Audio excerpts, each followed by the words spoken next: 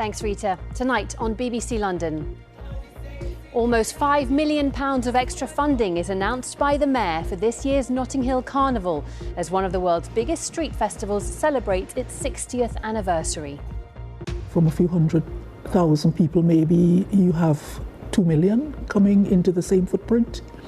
You have all, the visitors, the economy that it generates. Also on the programme. Bereaved parents tell us more needs to be done to protect children online after a landmark US ruling finds tech giants failed to protect them. Plus, the traders left in limbo as the Ridley Road indoor market in East London shuts at the end of this month over concerns about crime and antisocial behaviour. And it just felt like home. You came in here, you always knew people. My friend brought me to the Black Cap and I never turned back. getting on with the show, the iconic Black Cap in Camden reopens after an 11-year campaign.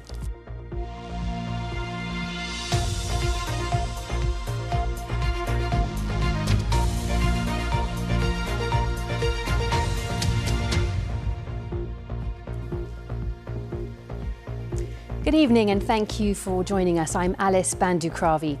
We start tonight with a look at the biggest event in London's summer calendar, Notting Hill Carnival, and the nearly £5 million promised by the Mayor of London to support it.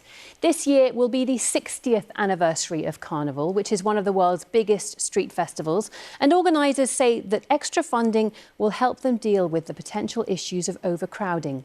According to City Hall, the annual celebration of Caribbean history and culture boosts the economy by nearly £400 million.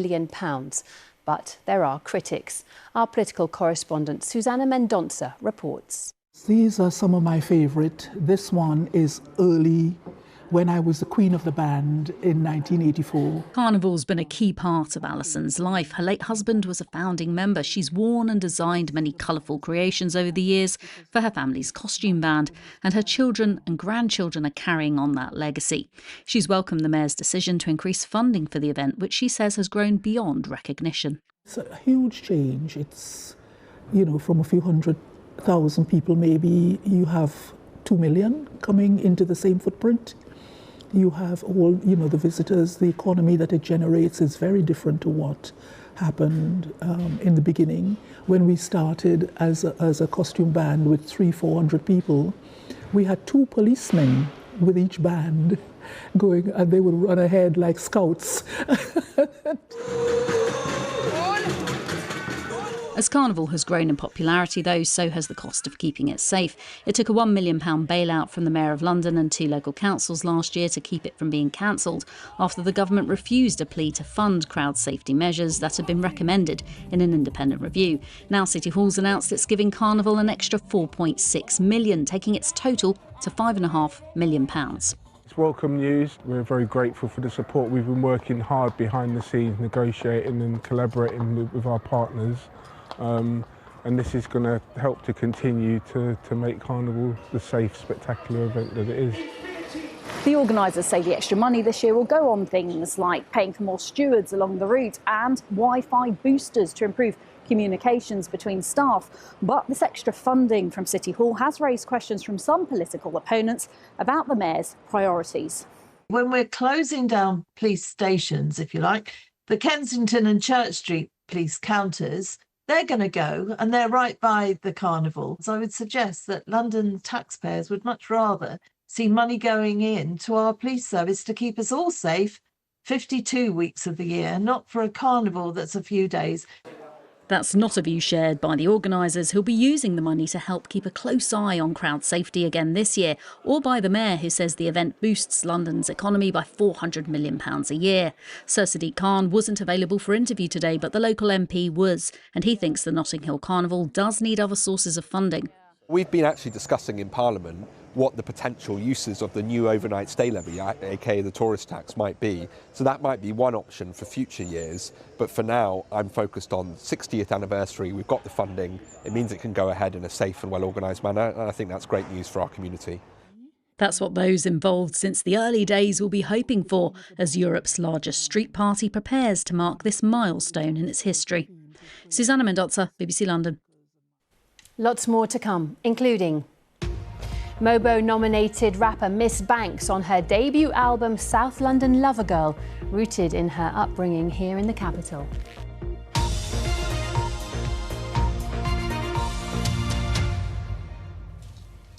Now, as we've been hearing, the government has issued new guidance today about the amount of screen time recommended for children. It comes just days after a landmark ruling in the US that found that some tech companies have been negligent in their safeguarding of children and deliberately designing their apps to be addictive. Well, Layla Hayes has been speaking to some bereaved parents here in the capital who say far more needs to be done to protect children. And a warning, her report contains themes you might find upsetting. Happy birthday to you. Mia Janin celebrating her birthday with her parents at their home in North London. A happy child with everything to live for. But in 2021, at the age of 14, Mia took her own life after being bullied online. She was a bubbly person. She was very energetic. She was beautiful, and she really cared. She was a beautiful, beautiful human being. An inquest into Mia's death heard how she was mocked after posting a video on social media. She sent this voice note to a friend. I'm currently mentally preparing myself to get bullied tomorrow. The kids are kids. They're too young. They don't understand the implications or the negative impact of this social media platform. So that's why this company has to be responsible. The thing that all parents and all carers worry about is social media. Today at a school in South London, the Prime Minister issued new guidance for parents on screen time and said the government's now considering a ban on social media for under 16s and is willing to take on the tech companies.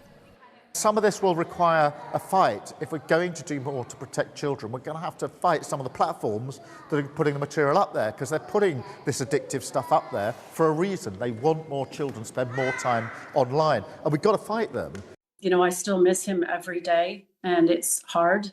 14-year-old Breck Bednar was murdered after being groomed online in 2014.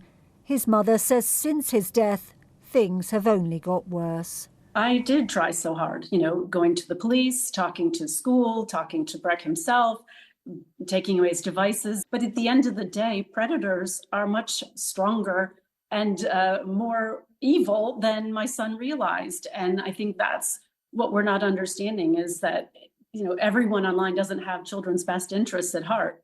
And these big tech companies do not have children's best interests at heart. Just months after Mia died, her mother Marisa also died from cancer. Mariano says he's now alone, but determined to fight on. Children is the most important part of the society. The parking industry has not recovered since COVID. Sites in Bexley, Bromley and central London have been deemed unviable. And don't forget, you can catch up with the latest London political news, interviews and debate this Sunday at 10 a.m. Here's Samantha Simmons. Hi, this week we will be discussing the rise of anti-Semitism in London following the arson attack on ambulances in Golders Green. We'll also be asking how London can harness the power of artificial intelligence. So do join me, Samantha Simmons, this Sunday at 10 a.m. on BBC One. See you then. Traders in a Hackney shopping market say they're devastated after the landlord told them they have to leave the site due to antisocial behaviour. The future of Ridley Road's indoor shopping village, which has been serving the people of Dalston for 4 decades, is now in jeopardy. Matt Hutchinson reports. It's described by campaigners as the beating heart of Dalston. Ridley Road is a melting pot of activity, selling essentials at affordable prices. Within the market sits an indoor shopping village where more than a dozen traders aren't having their leases renewed. Just sent us a letter that we have to move. So this makes me to get depressed emotionally, physically and mentally, because I've got a lot of stock. I don't know where to storage. I don't know what to do. Well, this shopping village has been serving the people of Dalston for almost 4 decades, but its future has actually been in doubt for several years now. Campaigners here have been telling me the landlord simply wants to maximise its income from this plot at the expense of what they believe is a really crucial community asset. At the moment they're saying it's because of antisocial behaviour in the shopping village on the market. If everyone is evicted, it feels like collective punishment. And there are lots of traders who have absolutely no involvement in anything describable as antisocial behaviour, for whom this is just a big shock. This is a police matter, and it seems unfair and inhumane that they would be held responsible for it. La Rochette Real Estate, which owns the site and is based in the Virgin Islands, has told BBC London the shopping village is being closed to draw a clear line under historic challenges of antisocial behaviour, but it does plan to reopen a vibrant, well-managed village in the future. La Rochette also said, "Businesses who have not been involved in antisocial behaviour and who are not in significant rent arrears will be offered temporary accommodation. A new website is being prepared to accept applications from businesses who wish to be part of the market when it reopens." But BBC London understands not all the existing traders will be allowed to return to the shopping village. They claim this is another example of London gentrification. Peter's parents often took him to the village as a child, and he now runs a record shop there. Certainly we know it's going to create a lot of anxieties, a lot of debt. Some people will actually suffer detrimentally in terms of ill health. We know some of the traders here, for instance, already had major health issues already. This kind of activity doesn't really contribute to their recovery and well-being. These traders will be forced to leave this shopping village on the 31st of March, and beyond that, their future could be rather bleak. Matt Hutchinson, BBC London. OK, lots more to come, including... I'm at an exhibition in central London surrounded by some of the world's most iconic pictures, all here to celebrate 200 years since their very first photograph.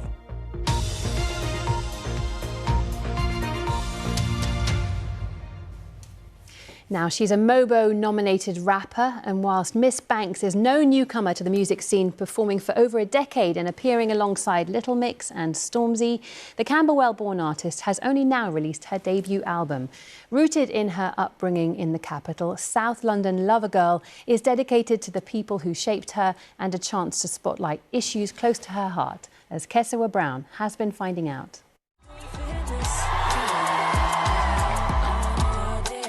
From Eurovision to world tours with huge international artists, Miss Banks is the rapper who has been holding her own in a male-dominated industry for more than 10 years. But it's only now the Mobo-nominated artist from South London has released her debut album, and her latest work shows a whole new side to her. This is a different time for me, but even if it's like just a little bit of people that get it, it feels very fulfilling because I know that I'm being authentic. But she couldn't pretend, she went feeling herself, needed a break because her man was really somewhere else. Round here, you used to do your battle raps, right? I would be like on the block with the man them and I'd be like, I can rap better than you, I can out-rap you. Little did they know I was actually going to take it seriously, but yeah, I've been competitive from young, I'm not going to lie.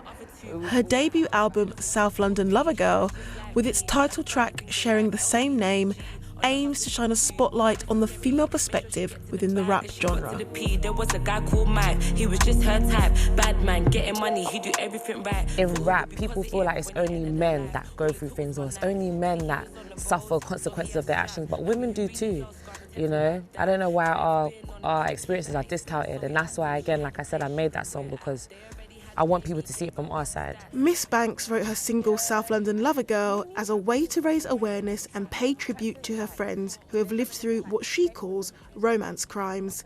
Abusive relationships where women end up holding drugs, weapons and information for the men in their lives. Romance crimes of, you know, girls holding things for their partner and all this stuff, like question why you're doing it. If that person actually cares about you, why are they letting you do it?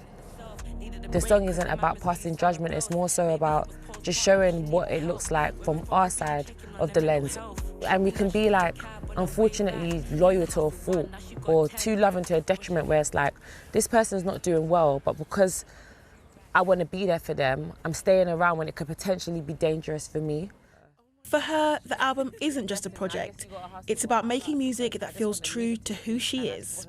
Everything about me as an artist is because of South. I feel like growing up in this area, you have to be very street smart, you have to be very intuitive, you learn like just different cultures.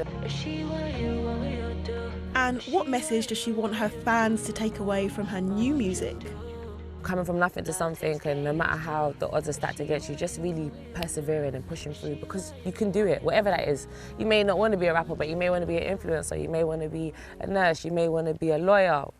You can do it, girl. You can do it. Yeah. That was Miss Banks speaking to Kesawa Brown. Now for some other stories from around our region. In Reading, nearly 1,400 fines have been handed out as a part of the council's year-long trial to clamp down on littering and fly tipping. In Surrey, the volunteers who are setting off on a 100-mile stretcher-carrying challenge in support of the county's search and rescue. And in Essex, a Great Dane called Nellie, who needs a new home after neglect at a rescue centre in Craze Hill. All of those stories available to read on the BBC News app. Campaigners say they are blown away by the renovation of one of London's oldest queer bars, the Black Cap, that's been empty in Camden for the past 11 years. In that time, campaigners have staged a vigil outside the venue every Saturday demanding its return. And now, after years of hard work, they're getting their wish. Thomas McGill has the story.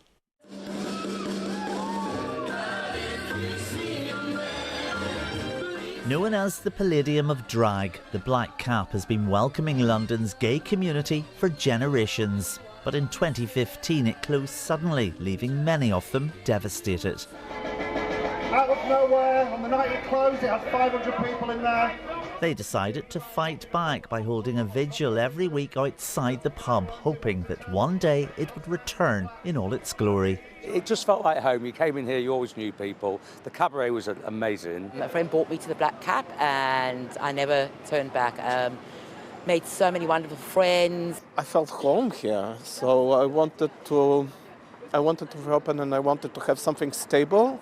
And their determination paid off because the Black Cap is back after a £2 million refurbishment, ready to welcome customers once again.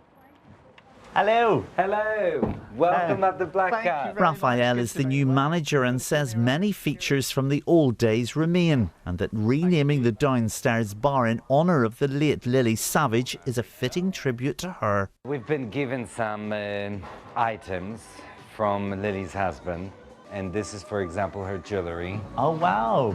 We dedicate whole wall for her because she was the biggest of them all. Alex Green helped organise the weekly vigils and hope its return will once again become the heart of London's diverse drag scene. I want to see this place do what it always did, which is to put on the best drag, but also to be a schooling ground and a kind of a place where people can come and learn their craft and be respected for it. I bang my own drum. Some think it's nice. Someone who cut her teeth here before it closed was me, the drag queen, who says it's an honour to be returning to this iconic stage. The night that it closed, we were dancing up on that bar to Like a Prayer by Madonna before they kicked us out into the cold, hard streets. So to be back here again, sort of 11 years later, and hosting the opening night, full circle. And so, as a new chapter begins, many are looking forward to having a drink, a dance and some drag in a space that holds so many cherished memories. Thomas McGill, BBC London. Well, joining me now is someone with those cherished memories and someone you might recognise from the latest season of Strictly, singer and cabaret entertainer and all-round glamourpuss la voix. Oh, fabulous. Welcome to the programme. Thank you for coming in. Thank you. Now, you have memories of the Black Cap in Camden. What was it like then, and is it unique in London, that kind of venue? Oh, it's so unique, and this is just a joyous news to come on here and chat about something so fabulous as the Black Cap reopening, something I never thought I would see. I started there, literally my first ever performance there at the Black Cap 2012 as part of a big cabaret competition there, which I gladly say I won. I did win something once, Alice, you see. Of course you did. And with wonderful people like that, as you saw, Paul O'Grady cut his teeth down there with Lily Savage, and it was just a vibrant, full of energy, safe, welcoming environment, you know, something that, you know, a lot of bars outside of that during those times weren't as welcoming. And it was a wonderful, safe space for people to meet each other and have fun. And you moved to London, I think, when you were 18 for university. Tell us what you remember of that time. What was London like then? And what was this London cabaret scene generally like? I think it was a lot richer back then. I think looking back in the 90s, I don't think it was quite as welcoming in bars outside for queer people to access like they are today. So we had a really rich cabaret scene that really gave support and a welcoming space for people to attend in. And I think sometimes with gentrification of these areas, you lose vital things like these arts. And it's an amazing art form. And you mentioned, and we heard there, Lily Savage, Paul O'Grady became a star after performing at the Black Cap. And it was a launching pad for Lily Savage. How much of these places are launching pads for entertainers like yourself? Oh, they really are. And I think if this wasn't a queer space, if this was where the Beatles have started, there would have been a blue plaque and it never would have closed. And I think sometimes it's important to recognise that light entertainment and cabaret and drag is an amazing art form that's been on our TVs for decades. And in that building, you know, every brick has a story, every light holds a laughter, and now those stories can continue for a whole new generation in that amazing venue. It's great. Tell us a little bit about Strictly. You were in the most recent season of Strictly. Tell us what it was like. How did you react when you knew that you would be taking part? What was the experience like? And I think you had an ankle injury. Hopefully that's got better. What's it all been like for you? Oh, it's been sensational. You know, I get to be on shows like this with you, Alice. This is wonderful. And you know, and just to link it all back, if it wasn't for my days of cutting my teeth on the pubs and clubs and places like the Black Cap, I wouldn't have had the experience or even the wit and the banter and the crowd control to do something like Strictly and the little wits with Tess and Claudia. So those spaces paved the way for me to do something as amazing as Strictly. I never thought I'd get asked to do it, and it was the most amazing experience to dance with Ali Ash. And yes, the foot is all healed. I'm available for a cha-cha-cha if anyone wants to book me. You shall dance again. I will dance again, absolutely. Thank you so much for coming in and talking to us. I will add that when you were on Strictly, occasionally you would fill in for Claudia and Tess with the odd link, and I was wondering if you might do the same for me. Alice, would you do that? You've got this, don't you worry. How about introducing the weather for me on camera 5, that one there? BBC London. It's just got a lot more glamorous. It's time for a look at the weather. Here's Shafali. Hello, a very good evening to you. Well, we were lucky enough to see some glorious spells of sunshine through the morning today before the cloud and the rain set in. A beautiful picture here of spring blossom from Kingston upon Thames. But we have got more of that sunshine to come into the start of next week, or at least we're hoping to see some golden rays as we enter British summertime. Don't forget, on Sunday our clocks go forward by an hour, so one less hour in bed, lighter for longer though. This was the cold front that affected us earlier on. It's now moving away to the southeast. Building in behind it, we've got high pressure and a colder air mass. So through this evening, through the next few hours, well, we could see some cloud and some outbreaks of rain towards the southeast, just the odd shower spilling in from the northwest. But after midnight, it's a lot drier across all parts and clearer too. Temperatures dropping to about 2 to 4 Celsius, and in one or two spots, it could be cold enough for a slight frost into the morning tomorrow with our lighter winds from the northwest. Northwesterlies tomorrow as well, but a noticeable breeze building, and we could see highs of 10 to 11 Celsius in the south, but when we hold on to those single figures in the north, it may feel a little bit nippy. Not too bad though in the sunshine, and we do start the day tomorrow on a chilly but sunny note. Later in the day, that cloud will be thickening up from the northwest, bringing in some showery outbreaks of rain. Looking further ahead then, we've got another system, a pair of fronts moving in from the northwest on Sunday, so some of you may be waking up to a brief brighter spells and drier conditions, but soon after that it will start to cloud over with some outbreaks of rain, stronger winds as well. Looking further ahead into next week, it looks as though high pressure will be dominating, although it's difficult to pin down the detail at this stage. At least it's going to be warmer, and particularly so by midweek. That is a relief. OK, let's get a recap now of the main news headlines.